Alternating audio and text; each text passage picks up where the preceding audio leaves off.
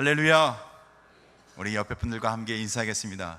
예수의 이름으로 승리합시다. 예수를 만나자.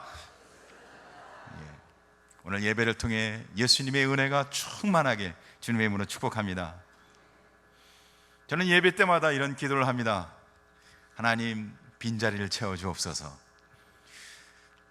저희 교회가 꼭 건축을 한 뒤에 빈자리가 많긴 하지만 그런 의미로 빈자리가 아니라 예배의 자리는 채워져야 하기 때문에, 이 예배 자리가 채워진다는 것은 구원받고 예수님을 만나고 죽은 자가 살아나고 하나님의 은혜 가운데 사는 자가 더 많아지는 그런 놀라운 은혜 속에서 이 자리를 채워주옵소서. 우리 옆자리가 다 채워져서 예수 믿는 사람이 점점 많아지기를, 예수를 구주로 고백하며 인생이 바뀌는 자가 점점 많아지기를 간절히 소원합니다. 어떻게 이 자리를 채울까요? 그럼 우리가 한 명씩 더 데려오면 벌써 2배로 늘어납니다. 우리가 하나님의 은혜로 우리를 통해 점점 예수 그리스도를 알아가는 사람이 더 많아지기를 간절히 소원합니다. 예수님이 이 땅에 왜 오셨을까요? 예수님이 이 땅에 오신 목적은 무엇일까요? 예수님은 왜 이 땅에 오셔서 이 교회를 세우셨을까요? 교회를 세우신 목적은 무엇일까요? 영혼 구원입니다. 예수님을 만나 구원받는 거예요. 복음을 전하는 겁니다. 교회의 목적은 복음이고 영혼 구원이라는 거죠. 그래서 우리 근국교회는 이 가을에, 너무너무 좋은 이 가을에 새생명 축제를 준비하고 있습니다. 그래서 오늘은 태신자 작정을 합니다. 영혼을 구원하기 위해서, 복음을 전하기 위해서, 생명을 전하는 교회의 목적을 우리가 감당하기 위해서, 우리가 복음의 열매, 전도의 열매를 맺는 가을이 되길 간절히 소원합니다. 전도는 사람에게 복음을 전하여 구원받게 하는 일을 우리가 전도라고 합니다. 복음은 하나님이 그 놀라운 사랑의 소식, 하나님이 우리에게 주는 그 놀라운 소식, 죄인이 구원받는 하나님의 은혜, 멸망하는 자들을 살리시는 복된 소식, 이것이 복음입니다. 기쁜 소식이죠. 구원이란 무슨 뜻인가요? 마귀 자식이 하나님 자녀 되는 겁니다. 죽었던 자가 살아나는 것입니다. 지옥 갈 자가 천국 가는 것입니다. 멸망받아야 할 자가 하나님의 사랑과 보호 가운데 축복받는 것이 뭐예요? 구원입니다. 얼마나 귀하고 복된 일입니까? 전도하는 것, 복음을 전하는 것, 구원의 역사가 일어나는 것, 우리의 삶 속에서 너무너무 축복되고 복된 일이라는 것입니다. 그런 놀라운 은혜가 우리 금곡기 안에 생명같이 일어나길 주님의 이름으로 간절히 소원합니다. 현대인들은 어디에 관심을 갖고 살아가나요? 요즘 최근에 반지의 제왕이나 해리포터 같은 영화들이 흥행을, 많은 사람들이 영화를 보고 책을 읽었습니다. 근데 이 영화는 사후세계에 대한 이야기를 다루고 있어요. 왜 영화에 사후세계를 다루고 사람들은 그 사후세계를 다루는 영화에 흥미를 가질까요? 사람들이 영적으로 공허하기 때문에 그렇습니다. 표현은 잘 못하지만 뭔가 공허한 거예요. 마음에 뭔가 뻥 뚫려 있는 겁니다. 그러기에 사후세계가 점점 궁금하고, 그런데 중요한 게 있어요. 아무리 많은 사람들이 그 영화를 봐도 한 사람도 그 영혼이 구원받지 못한다는 겁니다. 그래서 우리는 복음을 전해야 합니다. 그 뻥 뚫려 있는 공허한 영혼들에게 복음을 전해서 구원의 은혜를, 구원의 역사를, 하나님의 놀라운 구원의 복음을 전해야 합니다. 전도자는 가이드라고 생각합니다. 관광 가이드는요, 낯선 곳, 다른 나라를 여행할 때 그 나라의 여러 가지 환경과 또 관광지를 안내해주고 설명해 줍니다. 그뿐만 아니라 비행기나 버스나 또는 숙소나 먹을거리나 이런 것들을 그분들이 다 안내줘요. 어떻게 해요? 아주 친절하게.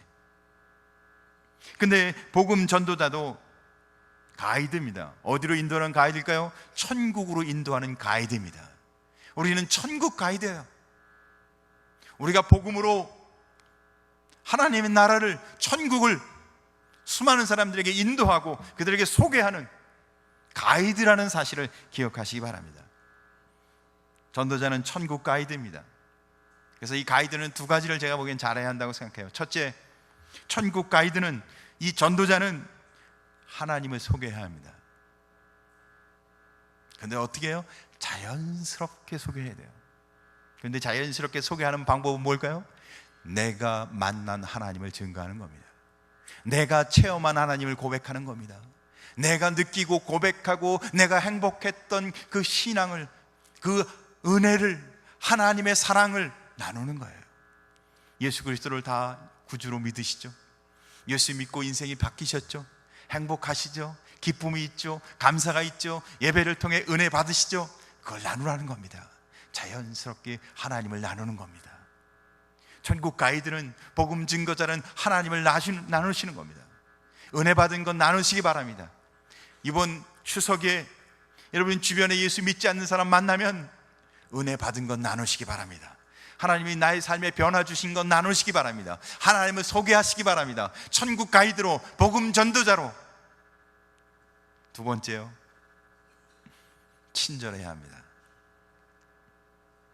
이 관광 가이드가 불친절하면 어떻게 해요? 여행 망칩니다. 아무리 좋은 곳 보고 와도요, 이 가이드가 불친절하면요, 남는 건 뭐가 나요? 불친절한 가이드만 생각나요. 그 여행이요, 너무너무 재미없고 힘들어져요. 근데 이 복음 전도자, 천국 가이드는 우리가 친절하게 사랑해주고 위로해주고 상냥하게 격려해주고 한 사람 한 사람 만날 때마다 우리가 잘 해주면요, 그들 심령의 문이 열려요. 하나님을 소개하는 천국 가이드는 너무 친절하구나, 너무 상냥하구나, 나의 마음을 너무 잘 이해하는구나. 뭐가 열린다고요? 심령의 문이 열립니다. 그러면 그 문이 열리면 그 열린 곳에 몰려 복음을 전하면 하나님의 역사가 일어난 줄 믿으시기 바랍니다. 근데요, 우리가 어떤 말을 했느냐, 우리가 어떻게 행동했느냐, 우리가 어떻게 제스처를 취했느냐에 따라서 그 사람의 마음이 다칠 수 있다는 겁니다.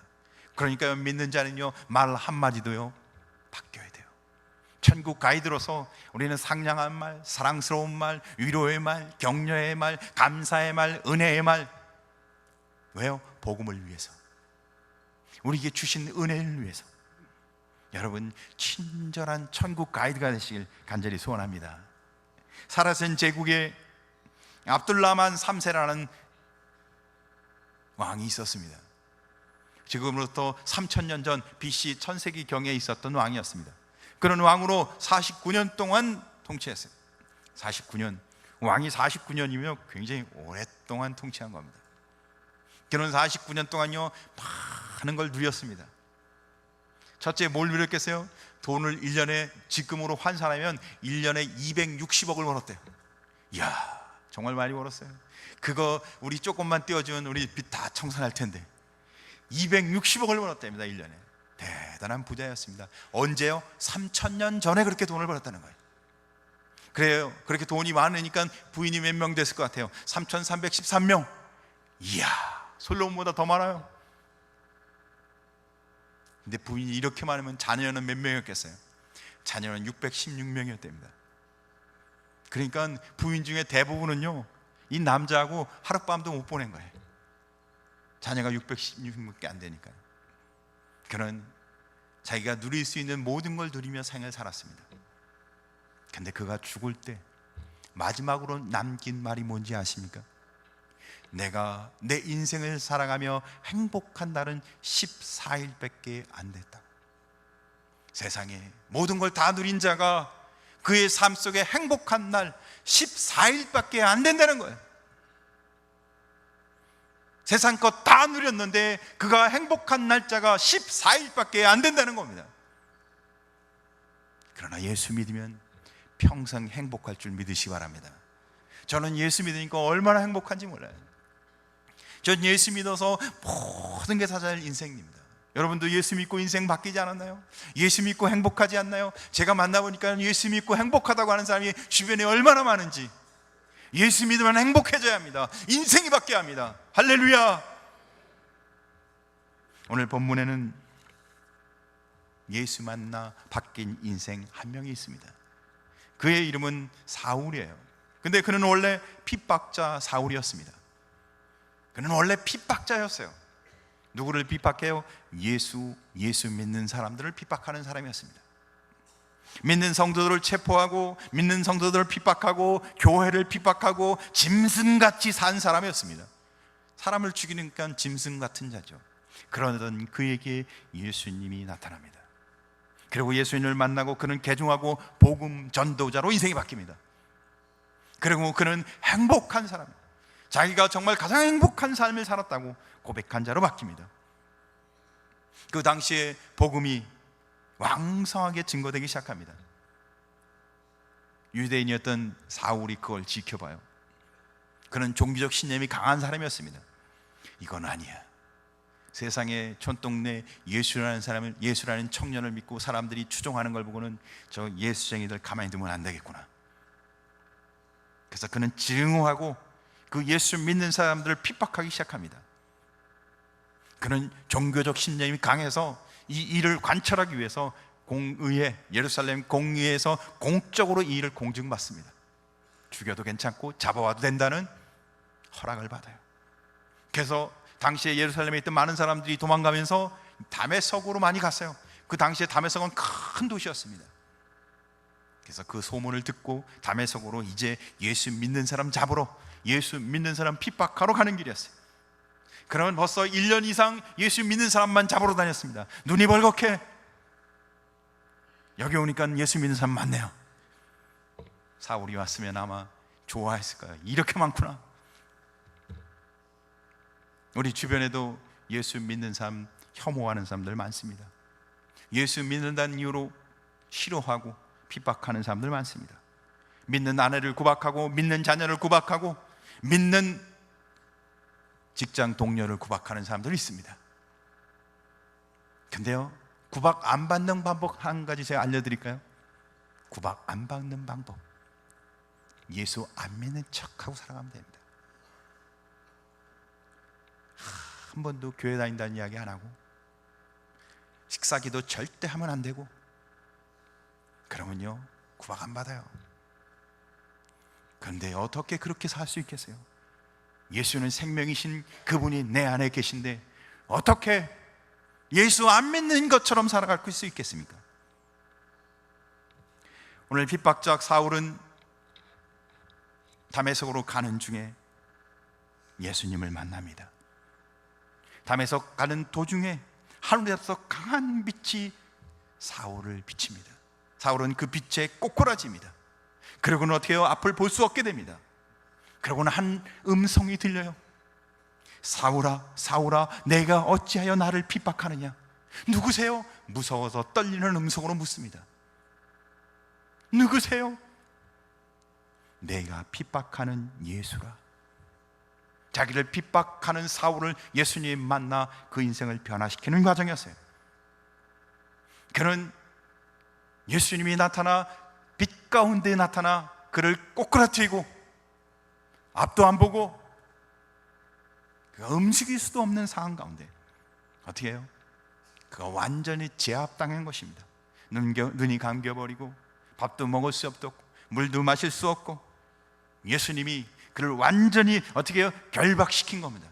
꼼짝 못하도록. 근데 사실은 어떤 상황이었어요? 예수 믿는 사람을 체포하러 가던 사울이었어요. 예수 믿는 사람들을 결박하도록 가는 길이었습니다. 근데 도리어 예수님에게 결박당하고 체포당한 겁니다. 누가? 핍박자 사울이. 사랑하는 성도 여러분, 우리는 예수 그리스도를 믿는 자로 이제는 예수께 사로잡히고 예수께 결박되어 예수 안에 사는 자가 되시길 주님의 이름으로 축복합니다. 인생이 바뀌었다는 거예요. 인생이 변화됐다는 겁니다. 오늘 본문의 내용입니다. 이 내용을 갖고 하나님의 은혜를 함께 나누고자 합니다. 첫째, 예수 만나면 인생이 바뀐다는 겁니다. 예수를 만나야 합니다. 사울은 원래 어떤 사람이었어요? 종교심이 강한, 자기 신념에 따라 사는 굉장히 철저한 사람이었습니다. 자기 신념, 자기 종교심을 위해서는 생명도 거는 사람이었습니다. 저는 대단한 사람이었다고 생각합니다. 아무나 생명 걸지 않아요. 그러나 사울은 자기의 종교성과 맞지 않는 일을 위해서는 자기가 기꺼이 생명도 걸고 그 일을 쟁취하는 사람이었습니다. 그래서 그는 예수 믿는 사람들을 결박하고 예수 믿는 사람을 체포하고 예수 믿는 사람들을 핍박하고 예수 믿는 사람을 죽이는 걸 당연하다고 생각했습니다. 아니, 하나님 앞에 영광된 일이라고 생각했습니다. 자기는 너무너무 잘하고 있다고 생각했습니다. 그러던 그가 예수를 만나는 순간 극적인 전환점이 옵니다. 예수 만나면 인생이 바뀐다는 겁니다. 예수 만나면 인생이 바뀌어야 합니다. 예수 만났는데도 안 바뀌셨나요? 예수 만났는데도 삶의 변화가 없나요? 예수 만났는데도 예전 사람하고 똑같나요? 안 만나신 겁니다. 예수님 만나는 순간 인생은 바뀝니다.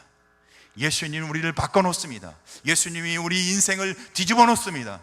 예수 만나시길 주님의 이름으로 축복합니다. 우리 주변에도 변화할 사람들이 얼마나 많은지 몰라요. 그렇지 않나요? 예수 만나서 변화할 사람들, 예수님 만나서 바뀌어야 할 사람들, 예수님 만나기만 하면 괜찮은 사람 될 사람들 얼마나 많습니까? 예수님 만나면 인생이 바뀝니다. 어두운 삶에서 밝은 삶으로, 절망적인 삶에서 소망적인 삶으로, 아무것도 아닌 삶에서 찬송하는 인생으로 인생이 바뀐다는 겁니다. 그런데 더 중요한 게 있어요. 밝은 세상에서만 찬송하는 게 아니에요. 어두운 데도 찬송해요. 환경과 여건이 좋지 않은데도 불구하고 찬송하며 삽니다. 왜요? 예수님이 그와 함께 하시니까. 세상 사람은 좋을 때만 찬송합니다. 기쁠 때만 노래합니다.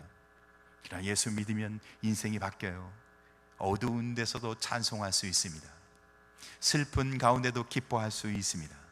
사울이 그렇게 바뀝니다. 그는 빌립보 감옥에서 감옥에 갇혔지만, 매를 맞고 감옥의 착고에 매여 있었지만, 그는 감옥에서 어떻게 해요? 찬양하며 기뻐합니다. 매를 맞고 환난을 당하면서도 그는 낙심하지 않고 도리어 소망을 갖습니다. 위협을 당하고 죽음 가운데서 그는 우리에게 이김을 주시는 이는 하나님이라고 믿고 더 담대해졌습니다. 이게 예수 믿는 사람들의 변화예요. 죽음을 두려워하지 않고 고백하고 있습니다. 예수 믿는 자가 고백할 수 있는 은혜입니다. 두 번째, 예수 그리스도를 만난 사람은 그리스도께 붙잡힌 바 된 삶을 살아갑니다. 사로잡힌다는 겁니다. 사울은 핍박자였습니다. 그러던 그가 예수님을 만나서 어떻게 해요? 예수님께 붙잡힌 바 됩니다. 그래서 성경에 보니까 그가 아무것도 먹지 못하고 앞도 보지 못하고 마시지도 못하고 식음을 전폐하고 있습니다. 아무것도 못해요. 근데 그의 삶이 변하기 시작합니다. 하나님의 일을 하는 사람으로, 복음을 증거하는 사람으로, 자기가 예수님을 핍박하던 자에서 이제는 예수님을 증거하는 사람으로. 왜요? 그 안에, 그 심령의 그 인생 가운데 예수님이 함께 하기에.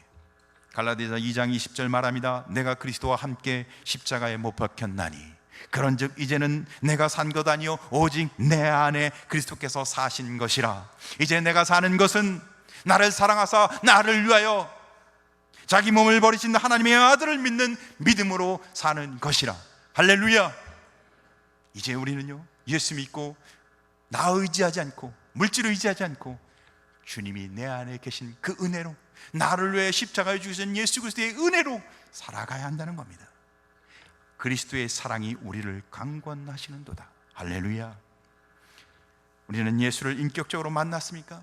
우리는 예수 그리스도를 인격적으로 고백하고 계십니까? 그렇다면 이제 나 의지하지 않고 주님 의지하며 주님과 동행하며 믿는 자로 그리스도에 사로잡혀 사시는 성도 되길 간절히 소원합니다. 여러분, 뭐에 붙잡혀 있습니까? 아직도 돈에 붙잡혀 있나요? 아직도 명예에 붙잡혀 있나요? 세상적 성공을 쫓아가고 있나요? 아직도 자녀에 매여 있나요? 아니면 내 자신의 생각에 자기를 붙잡아 두고 계신가요? 예수 믿는 자는, 예수를 구원자로 고백한 자는 예수께 붙잡힌 삶을 살아야 합니다. 세 번째, 예수 그리스도를 만난 사람은 사명, 소명에 따라 살아가야 합니다. 사울은 핍박자라는 별명을 갖고 있어요. 그는 예수를 믿는 사람들을 쫓아가 그들을 핍박하고 그들을 괴롭게 하는 삶을 사는 자였습니다. 그러나 그가 이제 예수님을 만난 이후에는 아나니아를 통해서 하나님이 그에게 그의 사명이 무엇인지를 말해줍니다. 주께서 가라사대 가라, 이 사람은 내 이름을 이방인과 임금과 이스라엘 자손들 앞에 전하기 위하여 택한 나의 그릇이라. 그가 내 이름을 위하여 해를 얼마나 받아야 할 것을 내가 그에게 보이리라. 이제 그는 예수님을 위해 사는 삶을 죽음도 불사하며 살아가야 할 사람이라고 하나님이 말씀하고 계십니다. 나는 왜 사는가? 나는 무엇을 위해 사는가? 여러분, 예수 만난 사람이라면 이제 내가 무엇을 위해 살아야 하는지, 내가 목숨을 어디에 바치며 살아야 할지 깨달으시길 간절히 소원합니다. 사도행전 20장 24절에 그렇게 말합니다. 나의 달려갈 길과 주 예수께 받은 사명 곧 하나님의 은혜의 복음 증거하는 일을 마치려 하면은 나의 생명을 조금도 귀한 것으로 여기지 아니하노라. 복음을 증거하고 예수님께 받은 은혜를 증거하는 일, 이 일을 위해 바울이 산다고 고백하고 있습니다. 이 일을 위해 달려간다고 이야기하고 있습니다. 포악한 조선인은 포악했습니다. 여러분 아시죠? 제너럴 서머니 호라는 무역선을 타고 영국의 선교사 토마스 선교사가 대동강 강변을 타고 올라갑니다. 대동강 강변을 타고 배가 올라가는 길에 강물이 말라 그만 모래에 배가 좌초되고 맙니다. 근데 그 광경을 숨어서 지켜보던 조선 포졸들이 배에 이제 어떻게 해요? 활을 쏘고 상황이 위기 상황이 됐습니다. 배 안에만 가만히 있었으면 아마 토마스 선사는 아무 일도 있지 않았을 겁니다. 근데 이 토마스 선교는 그 위기 상황에 조선 사람들을 보고 그는 양손에 성경을 한 권씩 들고 배에서 뛰어내립니다. 활을 쏘고 창을 던지는 그 위험한 환경 속에서, 그리고 그는 달려갑니다. 조선 포졸들이 있는 곳으로. 그리고 한 성경을 주고 또 한 성경을 주고, 그리고 그 순간에 조선 포졸들은 이 토마스 선교사를 칼로 찌르고 창으로 찔러 죽입니다.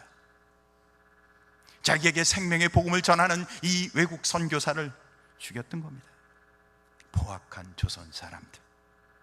미국 선교사 언더우드가 이 땅에 와서 복음을 증거하는 중에 깡패 김익두는 돌로 선교사의 머리를 찍습니다. 감리교 선교사 아펜젤러는 전라도의 성경 번역 일로 조각배를 타고 가다 좌초해요.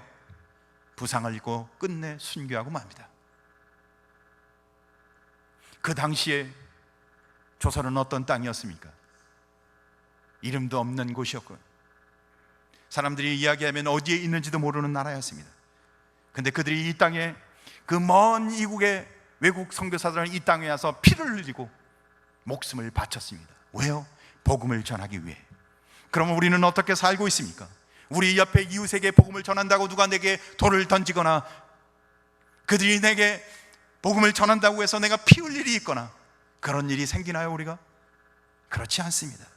이제는 우리가 복음을 전한다고 해서 피를 흘리는 일이 생기지 않습니다.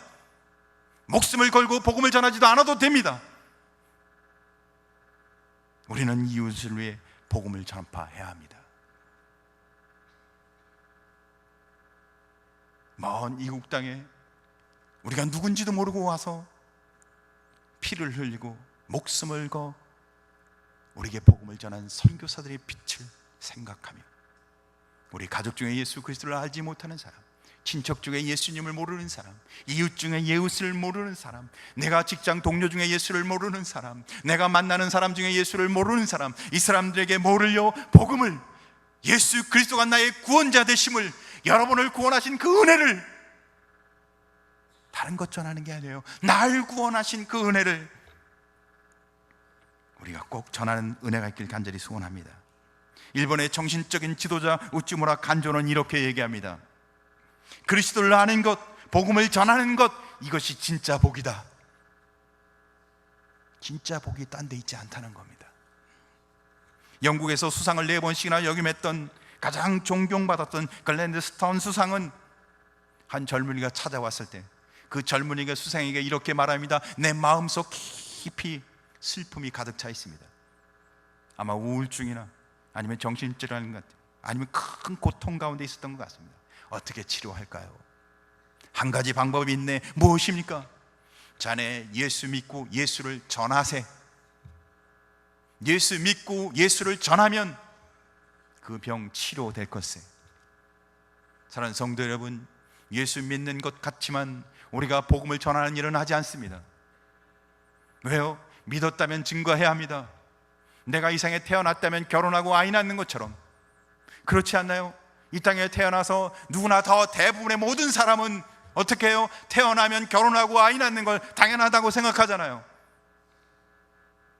그러면 예수 믿으면 어떻게 해요? 예수를 전하는 것이 당연한 거죠. 생명이 생명을 낳아야 당연한 거죠. 은혜가 은혜를 낳아야 하고, 복음이 복음을 낳고. 할렐루야. 에드워드 캠벌이라는 주일학교 선생님이 있었습니다. 아주 작은 도시의 작은 교회의 주일학교 반사로. 근데 그가 나의 사명은 내 반에 있는 아이들에게 복음을 전하는 것이다. 한 명 한 명을 붙들고 끝까지 복음을 전합니다. 한 명도 포기하지 않고 반에 주어지기만 하면 그 아이에게 복음을 전하는 게 그의 사명이었어요. 근데 한 아이가 시골에서 그 마을로 이사 오고 그 교회를 다니기 시작했고 그 반에 연결이 됐습니다. 이 아이는 구두 수선공 조수였어요. 이제 구두를 수선하는 걸 배우는 아이였습니다. 그에게도 복음을 전했어요. 그래서 그 아이가 복음을 듣고, 그리고 훗날 그가 변해서 나중엔 위대한 부흥사가 됐어요. 그의 이름은 D.L. 무디입니다. 한 교사가 복음을 전하는 걸 사명으로 알고 자기에게 맡겨준 에게 복음을 철저하게 전했는데 그 중에 위대한 복음 사명자 D.L. 무디가 나온 거예요. 우리가 사명을 갖고 살아가면 우리를 통해 얼마나 위대한 일이 일어날지 우리는 상상할 수 없습니다. 사랑하는 성도 여러분, 예수님을 만났다면 예수님의 은혜 가운데 사로잡혀 예수님이 내게 주신 이 놀라운 기쁨, 이 놀라운 복음을 전하는 복음 전도자로, 천국 가이드로 살아가길 간절히 소원합니다.